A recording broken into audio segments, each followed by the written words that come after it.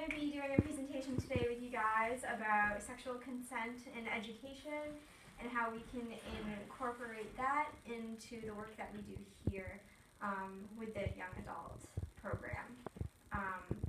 So something that I just kind of want to start out with saying is that, you know, there's a lot of misconceptions about people with mental illness and their level of sexual activity and their knowledge of sexual education. So, you know, a lot of people think that people with mental illness don't even have sex, which, you know, in the fields that we're working in, we know this isn't true. So, with all of these stereotypes,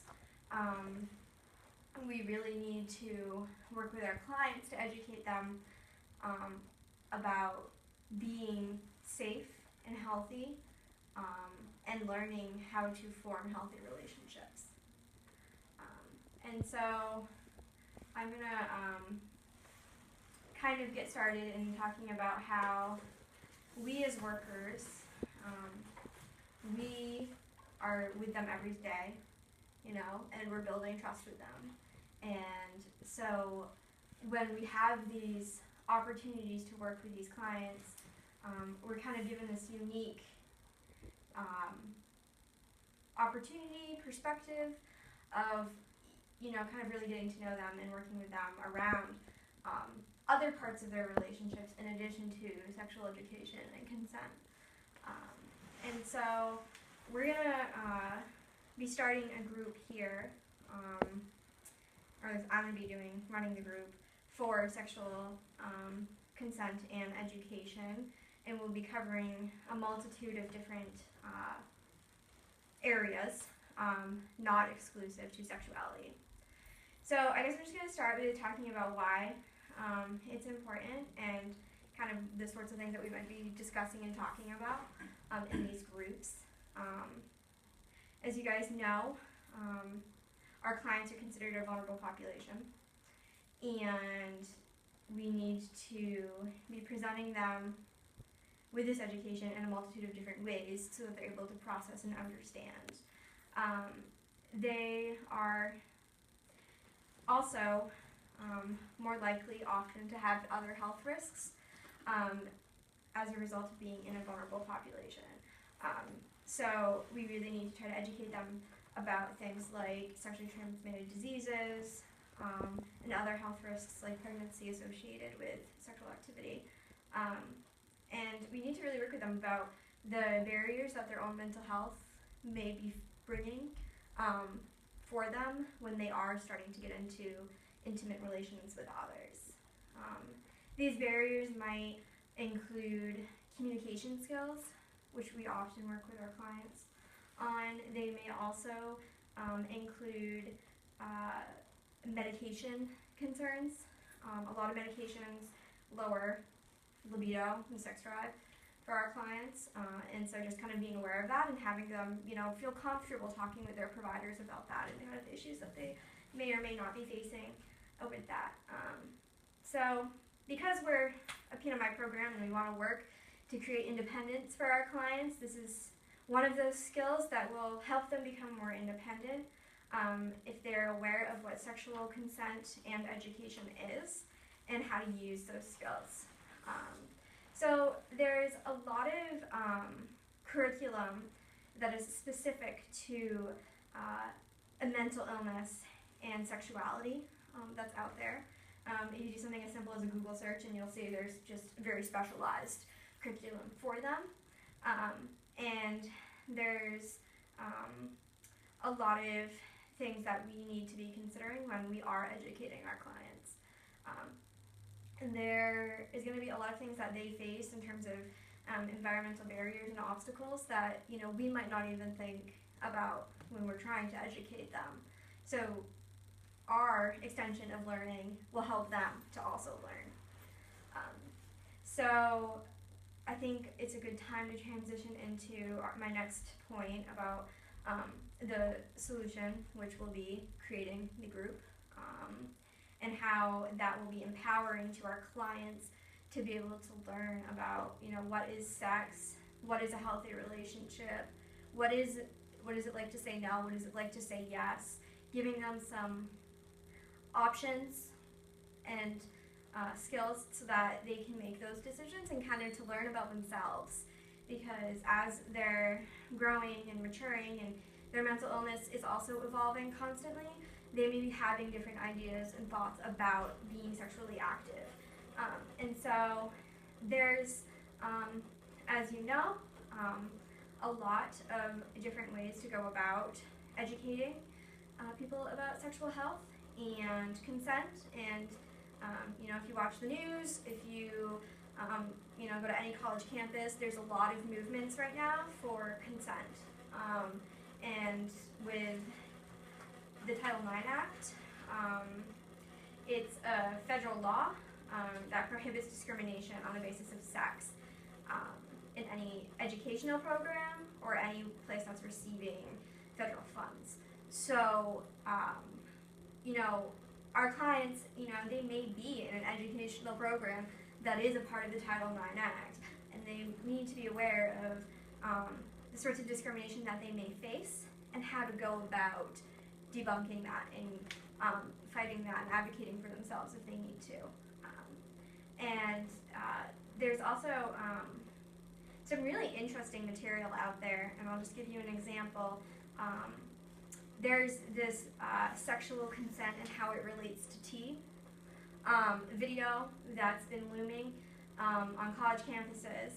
And this video basically goes through and it talks about if someone doesn't want tea, you can go to make the tea, you can hand them the tea, but you can't give someone who's unconscious tea. Like, they can't consume it, and they don't have a way to say yes or no if they're not awake. Or they can decide when you're halfway through making that tea to say, nah, I think I'll take milk instead. You know, it's kind of, that's one of the ways that a lot of colleges are trying to work to make it more simplistic for people to understand. So it might be useful to use a video like that with our clients to give them something very simple that they can relate to be able to grasp onto those ideas that we're trying to help them with. We also really want to change the culture around what consent and education is for our clients. I have a couple little posters to hand around for you guys that I think we should consider hanging up maybe in common areas. So the first one is ways to say no, and there's obviously a very extensive list of how you can say no to someone in any circumstances. Isn't just related to sexual activity. And so it's a good reminder, and it's an activity that, you know, we can do in one of our groups with clients, is come up with more things to add, or, you know, we can do some role modeling, or you know, what does it mean to say maybe, or, you know, another time, or later, or, you know, what does that look like? So I'll pass these around. I'll send one each direction.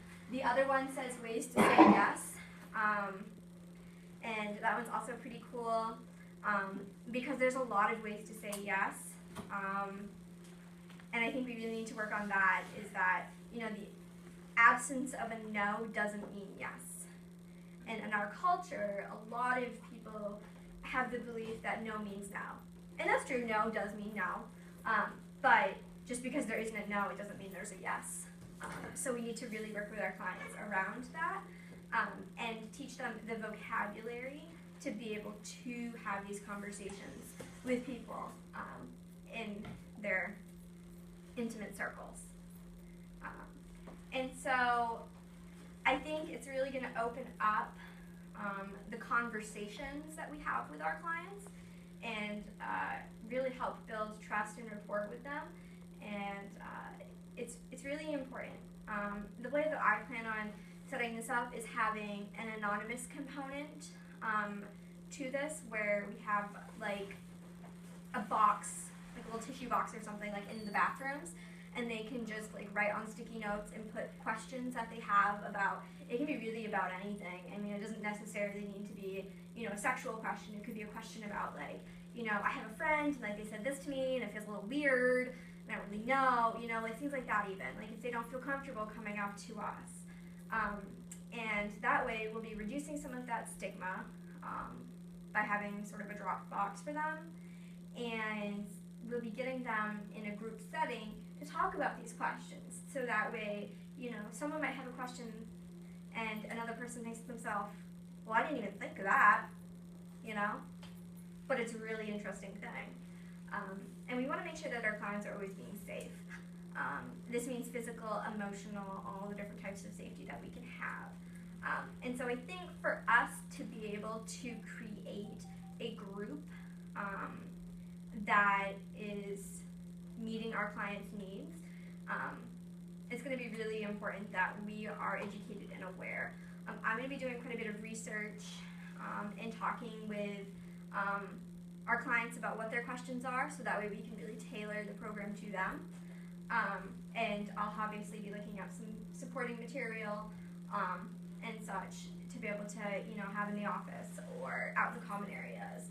So that way, excuse me, if there's questions, there's answers. And if there's not answers, that's okay too. You know, we can redirect them as we usually would to a different resource, like a doctor or maybe a counselor, those sorts of things. So, in conclusion, I just want us to reiterate that, you know, our clients are human and they're people and they deserve to have their basic human rights. And so they really need and have the right to have this education. And a lot of them have not had education in sexual activity. I've talked to a few of our clients already about this, and a lot of them are just very unaware or have misinformation about sexual activity or consent or, you know, boundaries with, you know, talking to a peer that might not even be sexually related. So I think it'll really open up our conversation and help us work with our clients better. Thank you. Thanks, Danielle.